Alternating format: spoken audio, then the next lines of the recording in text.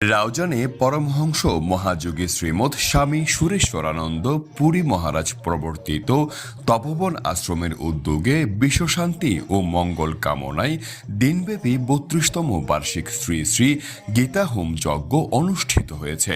১০ জানুয়ারি শুক্রবার সকালে রাউজান পৌরসভার সুলতানপুর শ্রী শ্রী জগন্নাথ বিগ্রহ মন্দির প্রাঙ্গণে ব্রহ্মস্তুতি, বিশ্বশান্তি ও মঙ্গল কামনায় সমবেত প্রার্থনার মাধ্যমে শুরু হয় দিনের আনুষ্ঠানিকতা। এরপর মাতৃদেবীর ঘট স্থাপন শ্রী শ্রী গীতা হোম যজ্ঞের শুভারম্ভ হয়। গীতাযজ্ঞ পরিচালনায় ছিলেন তপোবন আশ্রমের বিভিন্ন শাখার ভক্ত ও সাধু সন্ন্যাসীবৃন্দ। সকাল 10টায় দীক্ষাদান অনুষ্ঠিত হয়। দুপুরে আগত হাজারো ভক্তবৃন্দের মাঝে মহাপ্রসাদ বিতরণ করা হয়। বিকেলে শ্রী শ্রী গীতাহোম যজ্ঞের পূর্ণাহুতির মধ্য দিয়ে অনুষ্ঠানের সমাপ্তি হয়। এর আগে ৯ জানুয়ারি বৃহস্পতিবার উলুধ্বনি, শঙ্খধ্বনি, গীতার শ্লোক আবৃত্তি, ধর্মীয় কুইজ প্রতিযোগিতা, মঙ্গল প্রদীপ প্রজ্বলন, ভক্তিমূলক সঙ্গীতের অনুষ্ঠান, সুরেশ্বরাঞ্জলি, গীতাযজ্ঞের অধিবাস সহ নানা ধর্মীয় কর্মসূচি পালিত হয়। অনুষ্ঠানে মঙ্গল প্রদীপ প্রজ্বলন করেন তপোবন আশ্রমের বিভিন্ন শাখার সাধু ও সন্ন্যাসীবৃন্দ।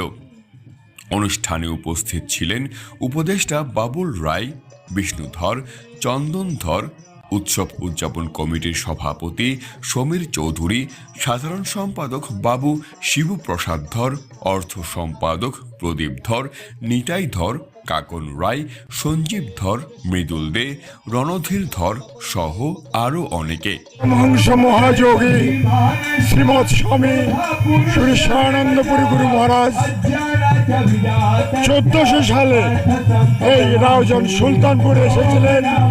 তিনি এসে এই যজ্ঞ প্রচার করে গেছেন। আজকে ৩২তম আমরা এই অনুষ্ঠান করে যাচ্ছি। সকলের মঙ্গলের জন্য, সর্বজীবের মঙ্গলের জন্য, বলিহত জীবের উদ্ধারের জন্য, আত্মার মুক্তির জন্য আমরা এই অনুষ্ঠানের আয়োজন করি। গীতা যজ্ঞটা শুরু হয়েছিল ৩২ বছর আগে বা ৩২তম গীতা যজ্ঞ আমরা উদযাপন করতে যাচ্ছি।